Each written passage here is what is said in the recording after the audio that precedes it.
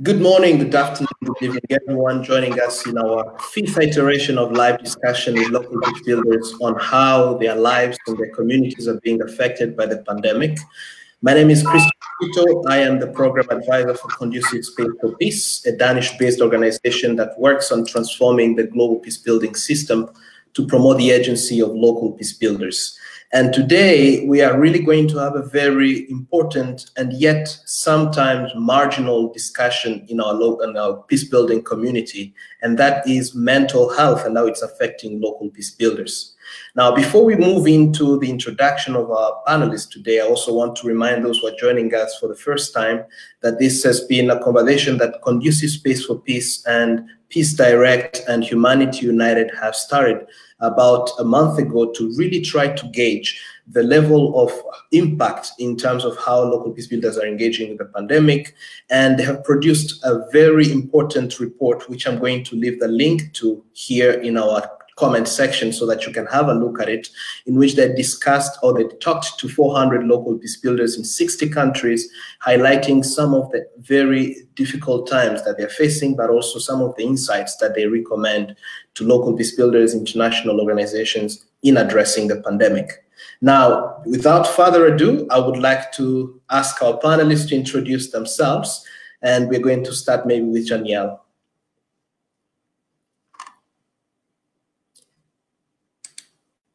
My name is Janielle Bay, and I am from Melbourne, Australia. For the last 2 years, I have been working in Kabul, Afghanistan, as a music educator and piano instructor at the Afghanistan National Institute of Music. And some of the local peace building involvement that I've had has been with co-founding and mentoring a local grassroots youth and peace building team in Kabul. So that's just a brief thing about myself. Thank you very much for that. Let's hear now from Ihab. Ihab, can you hear us? Yes, I hear you. All right. Do you want to introduce yourself? Yeah, absolutely. Hello, everyone. I'm Ihab Badawi. I'm the founder of the Syrian Youth Assembly, and as well, I'm the youth representative of the World Organization of Scout Movement. Fantastic. Thank you very much, Ihab and Janielle, for your kind introduction. We are still waiting to have Auntie, who is supposed to be joining us from the US, but I'm sure that she'll be joining us in a few minutes. But as an introduction to this conversation, I think it's also very important and safe to say that the pandemic has had a mental impact on all of us. Not just local peace builders, but everyone right now has experienced some kind of anxiety, some kind of worry, some kind of sleeplessness. And all of this is really something that is weighing on our lives. But it's also important to say that local peace builders, especially those working in context of conflicts and those who are in the front lines of responding to this pandemic, are also dealing with another layer of mental anxiety. And just to bring you two quick examples, 2 weeks ago, Ugandan refugee in Kenya and LGBTQ rights actually killed himself, committed suicide in front of the UN compound. And one of the reasons why he allegedly committed suicide is because he had tried to get access to food during all this time, but he did not have any food. And another example I'd like to share with you, a friend of mine connected with me just a week ago from Brazil and told me that one of his very close friends, a local peace builder, had committed suicide as well. And this is because of the mental toll and the challenges and hopelessness really that they feel regarding not only the pandemic, but the repressive Brazilian regime right now, which is really affecting a lot of communities.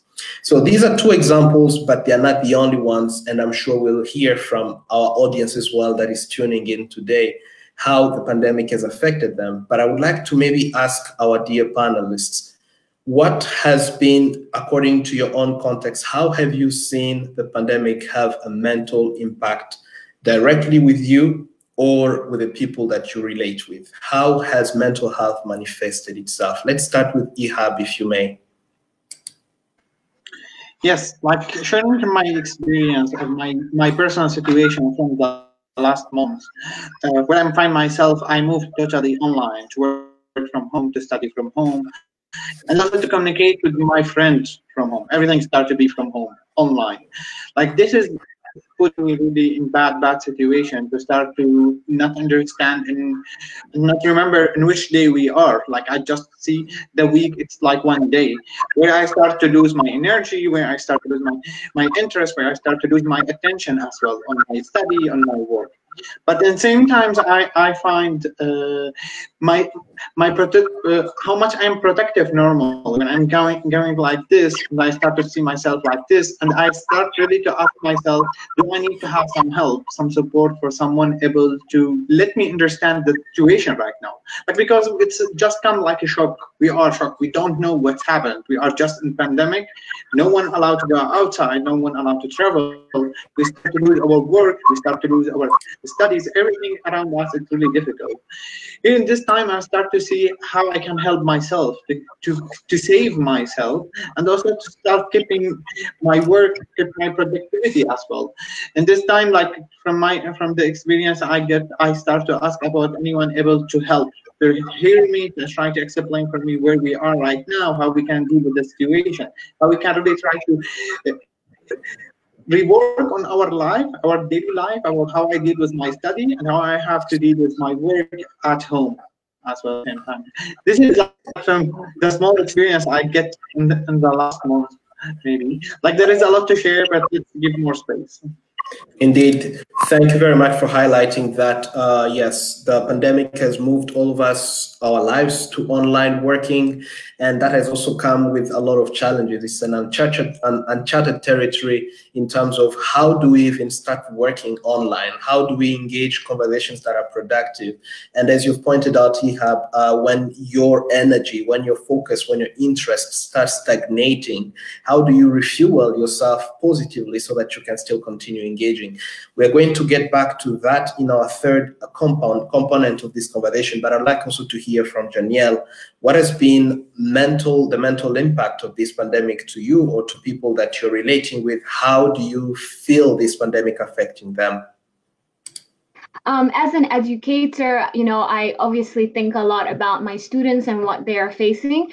And as an educator in a low resource context and in a place that has already been affected by war and conflicts and poverty and a lot of these issues, this pandemic has created a situation whereby students from really tough backgrounds who usually don't have access to, internet and stuff like that, in this time, it's even more difficult because there's no way for connection with the outside world unless they have devices or they have internet access. So that's something that myself and the team that I'm working with, we're trying to work on so that we can provide some of those things after we have submitted proposals for funding, so that we can implement distance learning program. But I'm guessing that in terms of mental health, it's a unique situation that I've been in because living in Afghanistan, it has its challenges there, where because of the security situation, there are just some things you can't do in a country like that, and you're not as free to do as I would be back in Australia. So in terms of mental health, that's something that I've always been thinking about anyway, in connection with my work in music, is that what I try to do as a music educator in a place like this is to bring music as a source of therapy, as a source of expression, as a source of creative output in stressful or challenging or discouraging situations. And so that's something that I always encourage my students to do, is to compose and create music for their times and for their generation. And that's something I believe that everyone is able to do. Fantastic. It's therapeutic, and it's actually a powerful tool to not only help us overcome difficult situations, but also to connect divided communities. Arts in general is a tool that can help bridge those gaps. Now, before we get into the substance of this conversation, I would like to return back to Ihab. I know you're working with a broad community of Syrians all around the world who not only during this pandemic, but even before the pandemic, were affected in a very significant way by what is happening in Syria. Do you want to maybe give us a little bit of a context on how Syrians, the ones you're relating with, are also dealing with this pandemic in this time, and what are the issues that they face in terms of mental health, if you may?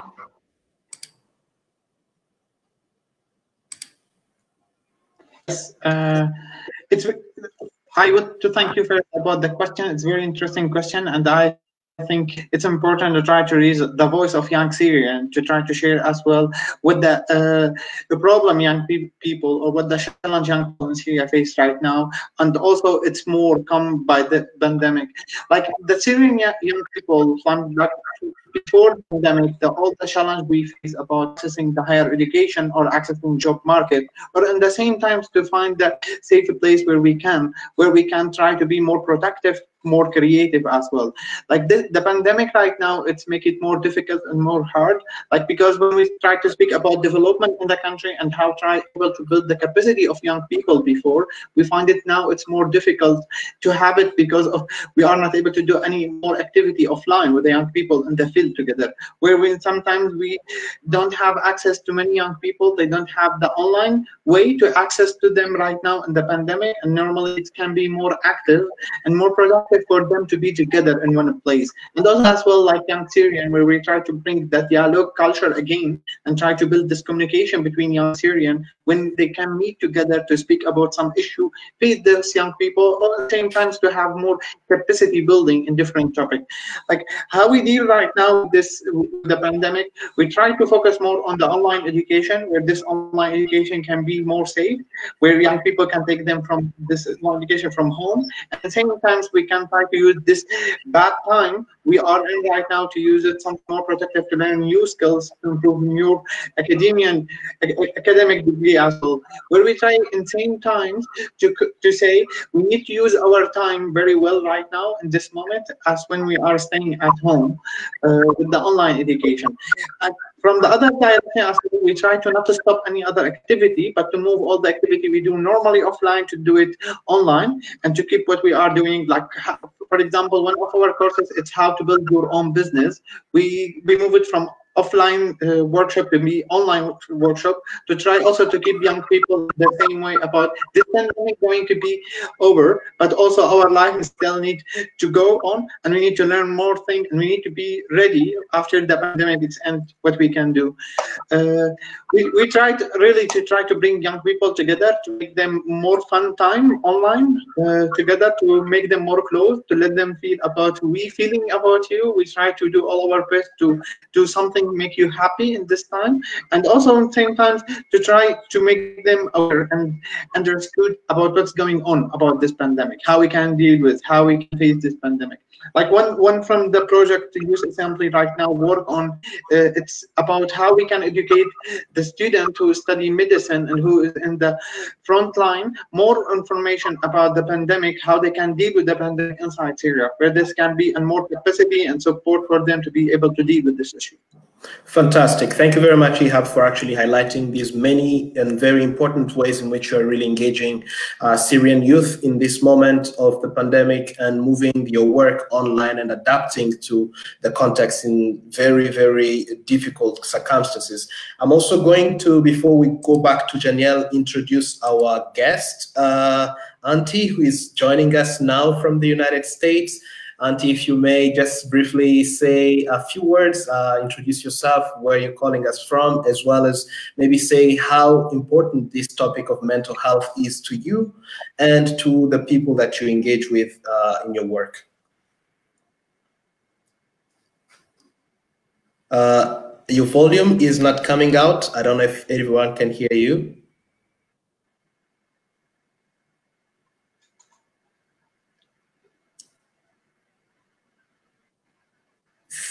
Still, I think we cannot hear you yet. But hopefully this is going to be resolved in a minute. But as no, not yet. I can't hear you. Can anyone hear him? Ihab, can you hear? No, I cannot hear him. All right. Let's see if it's resolved. But as Auntie is trying to figure out that the sound issue, let's maybe go back again to Janiel, if you may say a few words, especially related to your work in Afghanistan. You've mentioned earlier that you work with kids and youth in Afghanistan, helping them develop music skills. And one thing that I would like to ask you particularly, how difficult is it to introduce music education in a country, and not just music education, in a country that does not necessarily believe in these very artistic ways of engaging, but also in your context, coming from as an outsider, what have been some of the challenges that you faced in introducing music education program in Afghanistan? Also taking in mind or keeping in mind that the context of war sometimes make it really hard for people to engage with music, or to feel like music is the solution to their work, to their lives, sorry. Thanks for the question. So the astounding thing about Afghanistan is that they have a very rich musical cultural heritage, and they have instruments that are unique to Afghanistan that you can only find in Afghanistan, and some instruments that overlap with Pakistan and with India. And so what has happened is that due to war and due to the Taliban times when music was banned, that was some of the things that came in a way of music being spread, all over the country, and for the young generation to continue learning those traditions. So one of the things that where I'm working at is trying to do is to revive these traditions and to bring them back to this generation. And not only that, we are also bringing in a fusion of music that is from the Western, or you could say classical music arts. So I, being there as a piano teacher, I'm bringing in a variety of music styles, not just the Afghan styles. And in that, I actually learn a lot from my students. I learn a lot about Afghan music and the culture there. So in that way, I always see music as a peace building tool, because it brings people from different cultures together. And even within Afghanistan, when there are different ethnic groups and there are different cultures even among these different groups, when we come together to make music, we realize that there's so much to share. Even amidst our differences, there is a great variety in music. So that's something that I always share with people, that we have it in Afghanistan. It's not that they didn't have music and we're bringing in music. It's that they have it, and it's just now we want the next generation to know that they have this rich heritage and that they can continue in it. Thank you very much for highlighting that is rich in terms of cultural heritage and music. And I think this is really one thing that you've highlighted, that it's something that you're building upon. It's not that you're bringing something new, but you're really building on the rich musical culture that the Afghan people have. And I think it's also important to highlight this in terms of the work that Ihab, you're doing with the Syrian community. And I believe that to a large extent, music and art has also been useful in helping communities to sustain themselves during hardship. And I wonder to what extent, if you may maybe complement what Daniel was saying, to what extent do you see arts and music particularly coming into play in helping communities to overcome the pandemic? In what ways do you see that coming into play? Like, from the way using the art, it's come with us last month by doing the awareness about all the awareness campaign about the pandemic. It starts by character. When we try to design different character can be funny normally, to show people what's mean this is coronavirus, how we can deal with this, why we need to stay at home, to make it more from the side of fun, and then same times to tell people more about the situation, where we are, how we can deal with.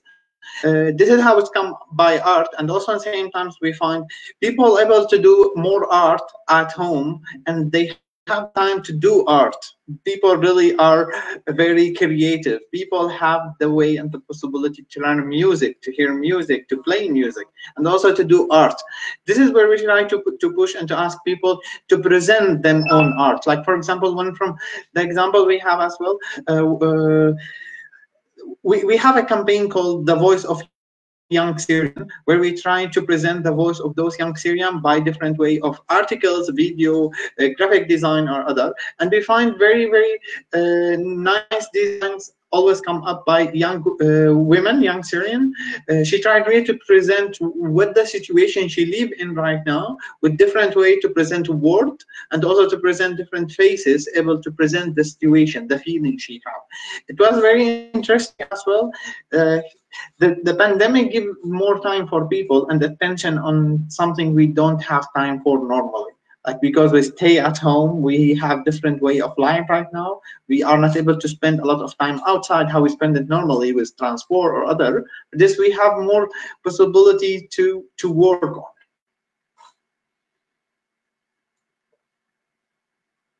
We cannot hear you. Oh, yes. You've highlighted very important examples, Ihab, in terms of how arts is really an important tool in helping communities and individuals cope with the pandemic. And I think one thing that I take away from that is what you're saying, that you use arts in a fun way, in a very creative and fun way, so that people, especially young children, and I'm talking particularly to families who in this time may be having small children at home and who are wondering, how do you keep resilience among young kids when even adults are struggling with uncertainty and so on. I think arts and using it in a fun way can be a very useful way of engaging with children, especially. Let's bring in Auntie again. I hope this time his sound works. Auntie, can you hear us? I can hear you. How about you? Can you hear me? We can hear. Yes, we. Finally, thank you very much for joining the call again. Auntie, if you may just quickly introduce yourself, where you're calling us from, and why this topic of mental health is important to you and to the work that you do. Well, Christian, I just want to first congratulate you. I think this is extremely timely and necessary, and I feel extremely strong for the work and the people you are convening here. I have myself tried to convene the religious and traditional peacemakers, and the way to serve people in the ground, the way you do it, it's just beautiful. My background to this question is comes from about 20 years of mediation, and only gradually did I start to realize how a lot of the peacemakers are wounded because of the work they do. And we started to create this program, which we called Wounded Healers. And we realized that without helping the peacemakers to maintain their resilience, they will get tired and exhausted and can't continue their work. And from this angle, we started to look into how people are coping in this current situation. And it's just so painful to realize that the more harsher the situation is, the more pressure the peacemakers are likely to experience. Because not only are they having difficulties to find food and medical aid, but there still continued to be expected by the community to go and intervene and help them with this desperate situation. And with this kind of virus, you easily get exposed. And some of these peacemakers are elderly and are from the vulnerable groups. So I realized that since this will be taking for quite some time, if we lose the ability of these peacemakers to work, we will have even worse situations. So that's why I wanted to connect with other actors and then provide some support. This is basically an introduction. I'm happy to speak more later. Thank you very much indeed, Auntie, for that warm introduction. In fact, I think, and I fully agree with you in what you shared, especially in terms of vulnerable communities. In this particular moment, the elderly communities are very much affected by the pandemic, and also people with predisposed health conditions who may who are worried when they think of what in contracting the pandemic or the infection would have in terms of financial implications, emotional implications for their families and loved ones as well. Now, let's continue into this conversation. I'd like to bring in now our friend Janiel. You've talked about music as a very important tool in terms of bringing communities together, especially those that are divided, but also in the context of this crisis specifically. I wonder if you can share a few examples of how maybe you've tried to engage engage online with some of your students, or how you're trying to use music yourself to help people deal with mental health, if you can give an example. Things that I love doing. I am a piano teacher, and I teach music classes to classrooms of students. But one of the things that I love doing in my own time and with close friends is songwriting. And that's something that during this time, you know, when you have time, you start, you know, doing the stuff that you really love, and you forget the time when you do the things like, you know, like songwriting. For me, that's one of those things. And so I've tried to share that with a few friends and even those who are far away from me via Zoom sessions. And so it's been really amazing to realize that you can write a song with someone or write a poem together on Zoom. And I would use my ukulele or my guitar, and my friend on the other side would be doing the same thing. And I really found such sessions very encouraging. And I think especially for the person on the other side, it's also very encouraging because a lot of people don't think that they can be songwriters. They often think that, oh, it's just the people with the big hits who can do it. And they don't think of themselves as being able to express something creatively and not be judged for it. So coming from a teacher's point of view, I always think if every student realize that they have the gift of songwriting, of putting, you know, things to words and to music to express something in their hearts, that could be one of the ways to change the world, or how people interact with each other, and how people share their feelings or their dreams and their hopes, not just in words, but through music, and also how people can express their frustration or their sadness or the struggles that they're facing, not necessarily in words, but through song or through melodies. Thank you very much. It's very heartwarming to hear the many ways in which you use music and poetry and other forms of arts to engage people online, and to help them start using their sorrow or transforming their suffering really through music to be even more resilient and to engage with other communities. I think it's also important to highlight that music is a talent and it's a gift, but not everyone is as talented musically, right? So, or not everyone can write a poem, you know. I know so many of my friends who really would struggle to write even one stanza. But I wonder if you can give other ideas on how can other people who are don't necessarily feel artistically endowed, how can they really build their resilience in this particular time? What is your approach to that, Janine? Well, often when I do workshops, I ask, put up your hand if you've ever sung in the shower. Most people have. Put up your hand if you've ever washed dishes and turned on music and you know, sang with your sister, your brother, or, you know, tried to make a fun time out of it. And most people have. And so what I always try to get people to understand is that music, it comes naturally to most people. That's why we all love music, and we connect with different kinds of music. When it comes to expressing ourselves, maybe most people don't think of writing poems, you know, or they just rather listen to a song rather than create something themselves.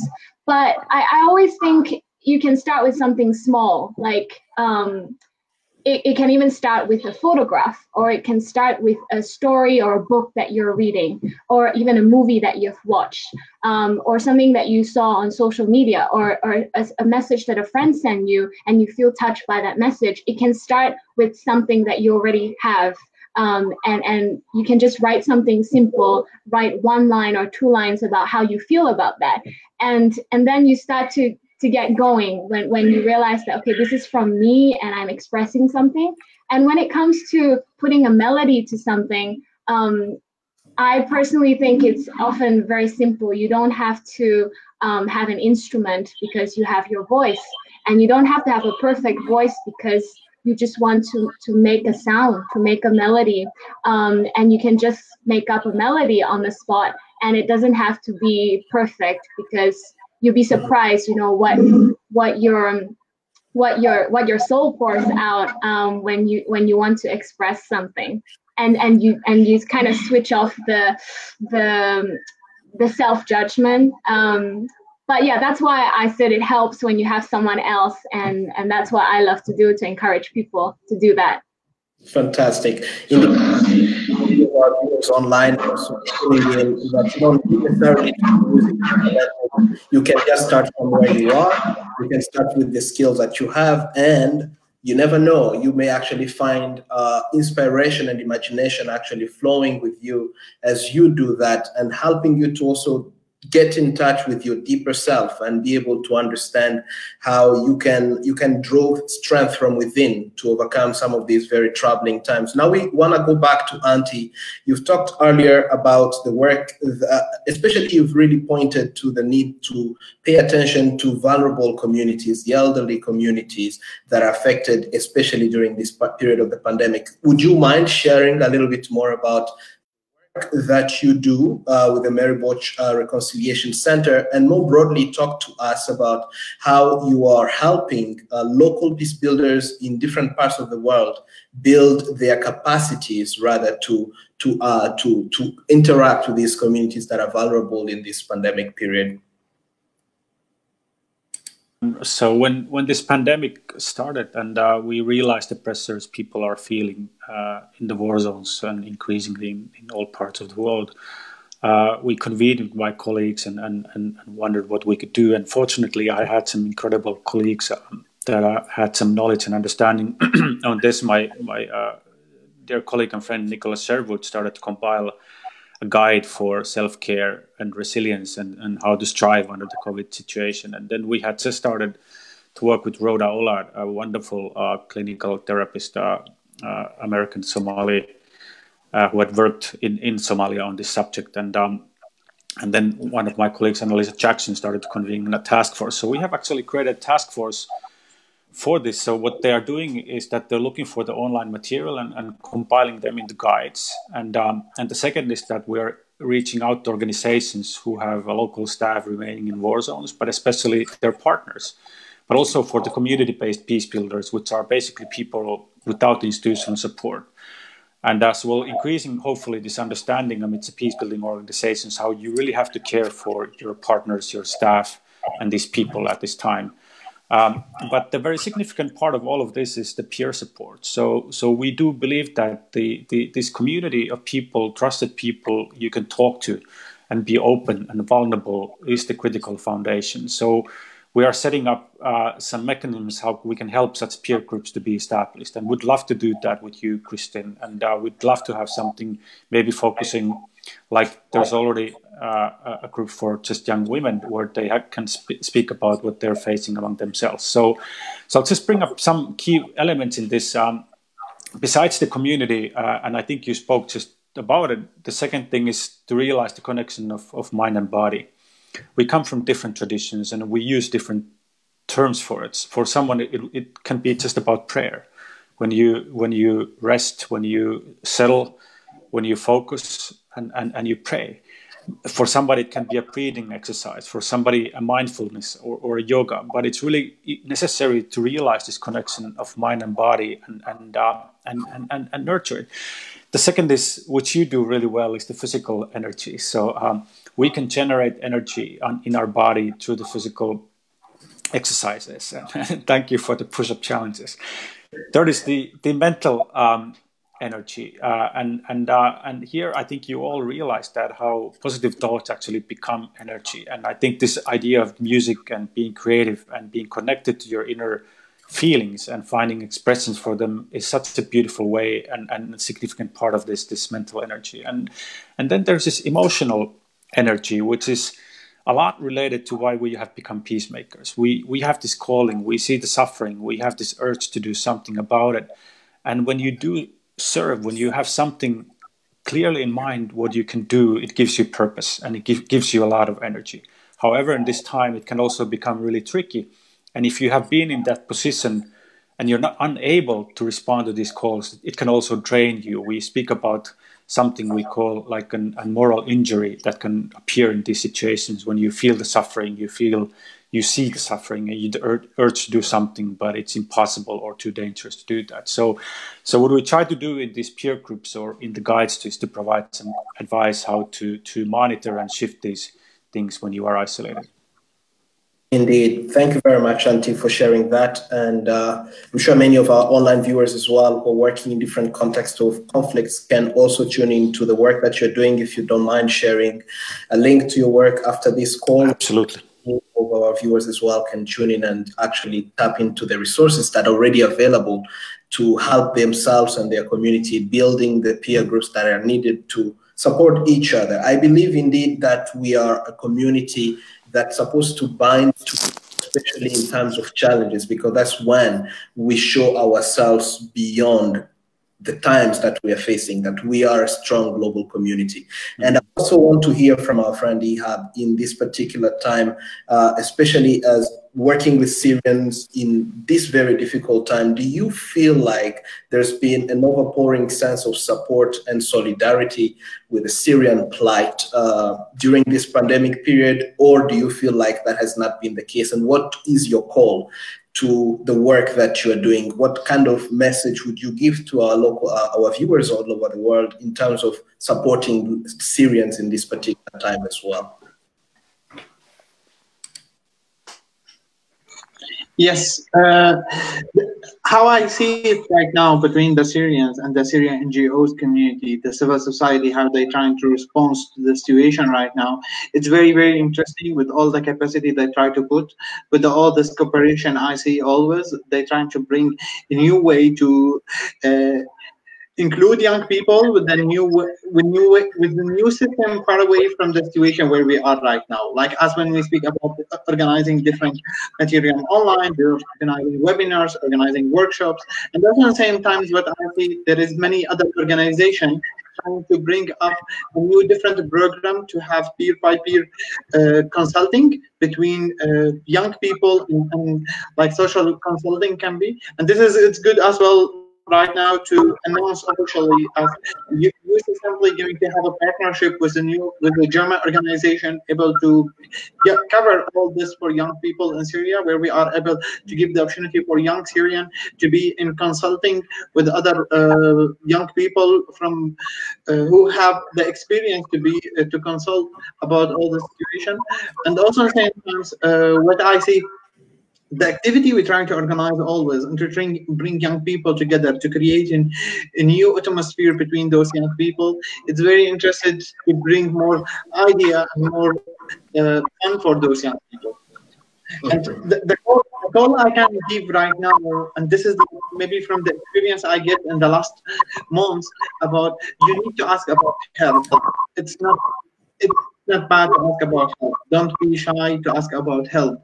Like, because you're trying to help yourself to help the community. Ask about help when you feel bad. You need someone to talk to. Someone maybe can hear you. Someone can maybe advise you. For this, don't be shy. Try to ask about just some new strategy can help you to understand the situation maybe, or how can you able to deal with your situation working from home, to learn a new ways about how I can deal with my study from home. This is very important. Keep yourself strong, because this is what we need. We need you strong because you can keep the rest of the community strong as well. You are the young people, the majority of this community where we can put on you. For this, be aware always about situation. Try always to close and to cross all the fake news trying to come up to share different difficult information. Try also to educate about the situation and to aware the other people about how we can deal and to stop this pandemic. Fantastic. Brilliantly actually said. And I'm happy you've also touched on the point of fake news and disinformation that is also circulating in this time. And I think that also can dwarf a little bit of our focus in terms of really joining our hands together as local peace builders, as a global community of peace builders to support one another in this difficult time. And I also want to bring in our friend Janiel. You've really helped us as well to understand how music can really play a significant role in helping us overcome the pandemic or dealing with the mental challenges that come with the pandemic. I want to give you maybe a chance if you have any guitar or anything you want to play, a song, I don't know, but just really bringing to life what we've been talking about, because it's one thing to talk about something and yet another thing to go in the experience of it. So I don't know if you would like to maybe show us a little bit of your talent. Sure. Okay. If you give me 2 minutes. So this is a song that I've written this song. It's called Crazy Hope. I hope you can hear the lyrics.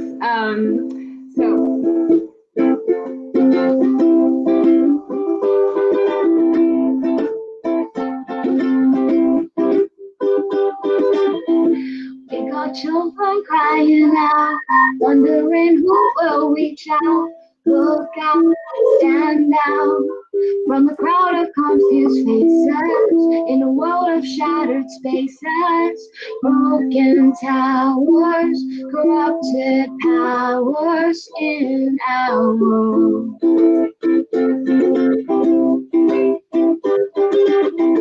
We got voices drowning out, turning up where no one knows the better way, the deeper sound from the town of forgotten dreamers in a sea of unknown faces, broken mirrors, faceless warriors in our world.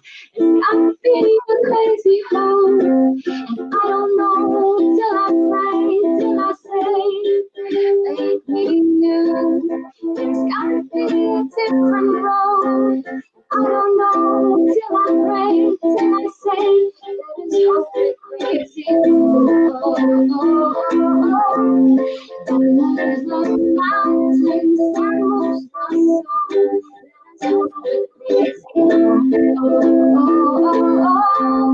That hearts the oceans, unites the world. That is hopefully crazy.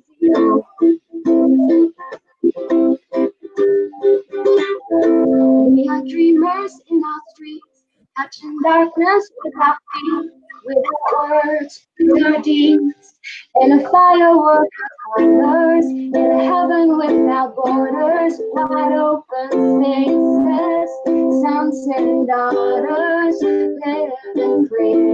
There's gotta be a way to hope, and I don't know till I pray, till I say, make me new. There's gotta be a different road. I don't know till I pray, till I say that it's hopeless crazy. Oh, oh, oh. And the mountains that moves my soul. That is hopeless crazy. Oh, oh, oh, oh. That parts the oceans, that's the world. That is hopeless crazy. Fantastic. Wow. I am really moved. Thank you very, very much. This was just the best moment, I think, of the call. I really have enjoyed the flow and the words behind it. If you actually want to share the lyrics to that text in the comment of this call, that would be great, so that actually our viewers as well can also connect with the lyrics, those who are not able to listen to it fully. Now, we're drawing actually almost to the end of our call today, but I also want to acknowledge our online viewers, those who are joining us. I can see Patrick Alexi joining us today from Guinea. We have Fatima Jabari, who says hi to Auntie. We also have Joseph Tsongo. I'm following from the DRC eastern part of the country, which is torn apart by conflicts and violence. I appreciate the work that you're doing. I have a small question: how we peacebuilders can act against the coronavirus, and this is in a context of a crisis. Please tell me specifically. Well, this is definitely a question that we can continue all thinking about. Indeed, this whole live streaming is how we can stand together, local peacebuilders from all around the world, to show solidarity during and even beyond the pandemic. We also have Iyam Hussein, who has joined us and says, raising awareness is very important. Congratulations on the good work. We also have Basel Akkad, who says, happiness is everywhere. It's all about following your passion. Indeed, on that note, it's all about following your passion. How do we take this very message home when it comes to dealing with the mental health challenge that comes with living through the pandemic? What message do you have, Auntie, as we close this session today, to those who are tuning in, to those who are trying to follow their passion but still trapped in their home, to actually don't know what is their passion, or just feel a sense of hopelessness with the weight of dealing with the pandemic. Thank you, Christian. And I'd like to bring the words of Rhoda, who actually had faced a lot of difficulties discussing about the mental health issues in Somalia, because there was a huge stigma against it. And basically, if you think about the decades of civil war, everybody has experienced this sort of trauma, and that trauma is affecting the way they are thinking and reacting. So what she started to speak about was the wounds of mind. So instead of speaking about mental health or trauma, she spoke about the wounds of mind, where people could realize that all of us actually carry. So destigmatizing these issues and being open and vulnerable is extremely significant, because more or less so many people carry trauma, and if the effects of trauma are not making visible. The second is the beauty, which we saw in this music, but in all of us. And I think there is something really unique and special inside you that is needed for the people around you. And I think for, like the question from DRC Congo, I think the task of the peace builders may in some cases be to be involved in the aid deliveries, but I think also especially in the community cohesion. But at this time, please bring your realities, tell us, share what's going on, speak openly what you need. There's a community around you, you're not alone, and we will not let you down. Indeed, you're not alone. We'll not let you down. Let's hear as well from Ehab. Any closing word in terms of reminding us that we can go through this together, especially those who are already dealing with mental health? And I'd like to acknowledge those who during in this time have lost loved ones or lost jobs or are really living in some kind of precarity. What message do you give to them, especially to our Syrian brothers and sisters as well who are joining in today? Yeah, I want also as well to say you are not alone. We are always you. We are always here for you, trying to work hard to provide something new, to try to keep you engaged with us, motivated with us, what we try to do. Maybe this time it's good for you to learn something new, to try to discover something new as well. Try to find your hobbies, try to find your creativity as a young person. I can say we are always around. Just get in touch with us. You will find a lot. We know exactly how to do this. Thank you very much indeed, Ihab. And again, all our online viewers and those who are watching us from home, you're not alone. We're standing together as a global community of local peace builders, and we believe that we can do this together. Maybe also giving to Janiel a final message or final word to our online audience who have really enjoyed your beautiful song. Again, thank you so much for sharing it with us.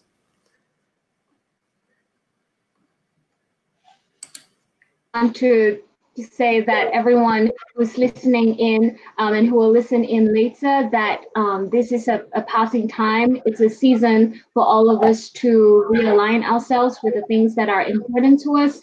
And I know some people are suffering more than others, but like what these guys said, you're not alone in this world.